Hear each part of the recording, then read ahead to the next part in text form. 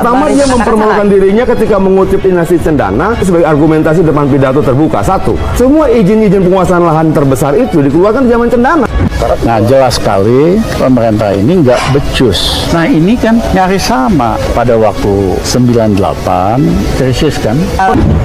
Ya, pemerintah yang nggak becus di seluruh dunia mempercepat pemilu dan ngundurin diri. Loh, kok dasarnya itu? Apa sudah kurang literatur ilmiahnya? Ketika itu disampaikan dalam pidato seperti itu mempermalukan dirinya sendiri. Oke.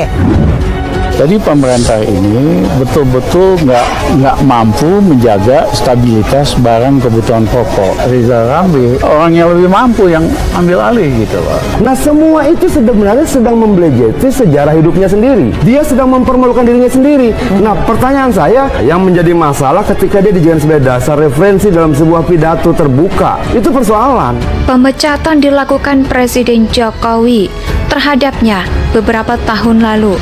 Namun Rizal Ramli hanya bekerja selama 11 bulan sebelum akhirnya dipecat oleh Presiden Joko Widodo. Pak Jokowi berbicara di panggung dunia, dapat aplaus, kemudian bagaimana kemudian tokoh-tokoh dunia berkumpul dan memberikan apresiasi. Jokowi itu jawaban dari harapan-harapan kita yang sudah capek dan kekerasan, capek dengan penculikan, intimidasi, ancaman dan sebagainya.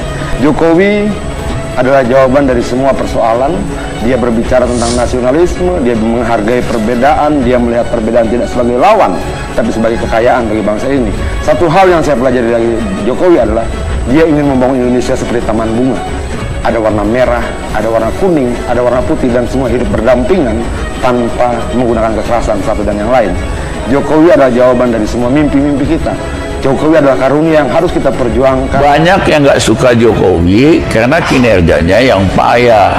Jokowi gagal memulihkan ekonomi, gagal meningkatkan kesejahteraan rakyat. Jadi orang kayak saya menilai bahwa Jokowi gagal dalam hal-hal penting itu. Dia coba menyiram mukanya sendiri dengan kata-katanya. Bukan mengkritik Presiden Jokowi, artinya semua pernyataannya kontradiktif. Ini Jokowi pemimpin yang kagak jelas, sibuk nyari alasan. Enggak, jadi semua orang bisa mengatakan apapun, semua orang bisa menuduh apapun, itu no problem. Yang terpenting adalah dia bisa membuktikan perkataannya tidak. Tim ekonomi Pak Jokowi, ya maaf lah saya bilang memang payah kok. Jokowi pikirkan bagaimana dia bisa mengundurkan diri lebih cepat. Mau saya takut ada di mana? Saya juga tak tahu ini sabar. Jadi daripada bikin ribet, bikin rakyat kita susah, bangsa kita susah, Mas Jokowi undur diri lah. Yakin kalau presiden diganti sama lu bisa lebih baik. Pak Jokowi reputasinya dan kredibilitasnya itu payah. Saya mohon Pak Jokowi dan orang-orangnya ngaca dah. Ya rakyat tuh bosen. You nggak mampu kok, as simple as that. You nggak becus. Saya sesalkan pernyataan yang menghina, menyerang simbol negara. Kata-kata yang sangat kurang ajar. Saya rasa harus diambil tindakan yang tegas. Jadi daripada bikin ribet, bikin rakyat kita susah, bangsa kita susah, Mas Jokowi undur diri lah supaya enak. Itu enak, kita rakyat juga enak gitu. Pantas enggak pernyataan yang menghina, menyerang simbol negara? Kata-kata yang sangat kurang ajar. Pantas tidak? Bapak Joko Widodo itu simbol negara, Presiden Republik Indonesia yang ke-7. Pantas tidak? Penting menurut kita menggunakan perasaan-perasaan yang terlalu berlebihan dalam situasi seperti ini. Orang berharap boleh, tapi kalaupun tidak terwujud juga boleh-boleh saja. Bahwa kemudian harapan itu tidak terwujud juga tidak salah. Artinya kita biarkan saja kemudian sekarang, kan malu buat mereka. Makanya menurut saya, supaya tidak malu nanti, kenapa sih tidak bisa kita bersabar diri sedikit lagi? Sehingga ketika kemudian ternyata kalah pun tidak malu, tidak sempat pasang spanduk. Rencana Nusantara sebagai ibu kota negara baru akan dimulai digunakan pada tahun 2024 mendatang. Rizal Ramli memutuskan siap memimpin Indonesia untuk tahun 2024. Hari pertama kami jadi presiden, saya akan tangkap 100 orang paling brengsek di Indonesia. Kita buang ke Pulau Malaria. Seandainya mereka sakit, kena malaria dan meninggal, yang melanggar hak asasi manusia bukan Rizal Ramli, tetapi nyamuk malaria. diserahkan kepada pemimpin yang tangguh, yang memiliki integritas, kompetensi untuk mengeluarkan Indonesia keluar dari krisis jauh lebih cepat bangkit kembali. Ini pernyataan memang aneh ya untuk seorang yang kapasitas calon presiden. Yang menurut saya lucu saja gitu loh. Saya pikir dia sedang mempermalukan dirinya sendiri. Apakah dia sudah tidak punya kemampuan untuk mencari literatur ilmiah yang lebih kuat, yang lebih bisa dipertanggungjawabkan, atau bagaimana? Saya tidak mengerti. Tapi kesannya ditanya, Rizal Ramli siapa dia? Dia nggak peduli, dibilang geblek, tolol. Yang penting 51% nama dia dukung dia. Ini pernyataan memang aneh ya untuk seorang yang kapasitas. Yang menurut saya lucu saja gitu loh. Saya pikir dia sedang mempermalukan dirinya sendiri. Cuma 2 tahun lagi, nanti presidennya yang baru, insya Allah Rizal Ramli, ya kan? Ya, saya tidak bermaksud menyindir. Kalau ada yang merasa tersindir, ya saya tidak tahu. Mungkin ada yang merasa dirinya presiden dan tersindir, boleh saja. Harusnya tersindir itulah presiden yang sekarang sedang menjabat ketika ada orang lain yang ngaku-ngaku presiden. Sebetulnya nih sangat gak enak banget. Kenapa?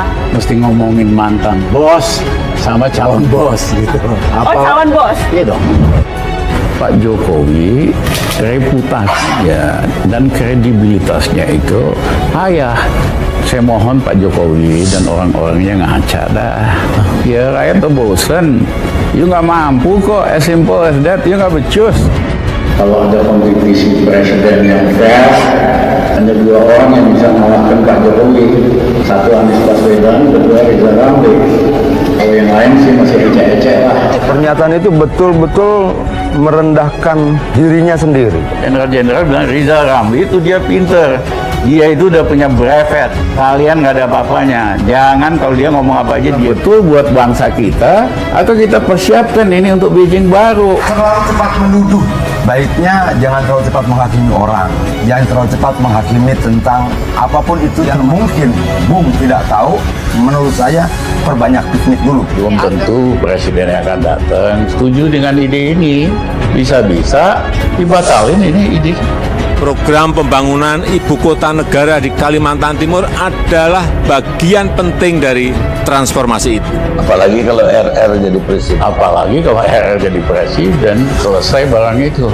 Itu aja repot. Nyatanya 2 tahun kepemimpinan beliau hampir 70%, 60% mendukung semua langkah-langkah Bapak Joko Widodo, Presiden Republik Indonesia yang ke-7 yang diingini oleh rakyat. Kita, ya kan, tiba-tiba bikin ibu kota di Kalimantan Timur. Pertanyaannya, siapa yang mau tinggal di situ? Banyak sekali saudara-saudara sebangsa dan setanah air. Ini maksudnya cuma mau merek doang. Mumpung masih 2 tahun lagi, ada duit 600 triliun. Jadi 2 tahun ada uang bancaan 120 triliun. IKN akan kita jadikan sebagai sebuah showcase transformasi, baik di bidang lingkungan, cara kerja, basis ekonomi, teknologi, dan lain-lainnya. Kita batalin ini proyek nada-nada ini. Kekhawatiran ini coba mereka transfer menjadi kekhawatiran buat rakyat. Tidak, yang khawatir mereka, yang takut mereka. Ini bahaya buat mereka, tidak untuk rakyat dan tidak untuk demokrasi. Merasa diri menjadi lebih pintar dan bisa menghakimi yang lain. Kita bangun ibu kota baru oleh swasta, nanti pemerintah nyewa. Ini kan lucu banget, orang udah punya rumah bagus, lokasinya bagus, bangun, buat, kemudian nyewa di tempat baru. Nyapa bahwa kemudian pemerintah mengajukan sebuah rancangan dan dia mempertahankan argumentasinya, itu bukan pemaksaan. Rizal Ramli bolehlah sebagai ekonom karena lebih sibuk pengen jadi presiden daripada menambah ilmu tentang model bisnis baru yang sekarang sedang berjalan. IKN bukan sekedar pindah gedung pemerintahan, bukan itu. Pindah ibu kota adalah pindah cara kerja, pindah mindset dengan berbasis pada ekonomi modern dan membangun kehidupan sosial yang lebih adil dan inklusif. Banyak sekali di seluruh dunia membangun ibu kota baru yang gagal. Merasa diri menjadi lebih pintar dan bisa menghakimi yang lain. Betul buat bangsa kita, atau kita persiapkan ini untuk Beijing baru. Terlalu cepat menuduh. Baiknya jangan terlalu cepat menghakimi orang. Jangan terlalu cepat menghakimi tentang apapun itu yang mungkin Bung tidak tahu. Menurut saya perbanyak piknik dulu. Belum tentu presiden yang akan datang setuju dengan ide ini. Bisa-bisa dibatalin ini ide. Program pembangunan ibu kota negara di Kalimantan Timur adalah bagian penting dari transformasi itu. Apalagi kalau RR jadi presiden. Apalagi kalau RR jadi presiden, selesai barang itu. Itu aja repot.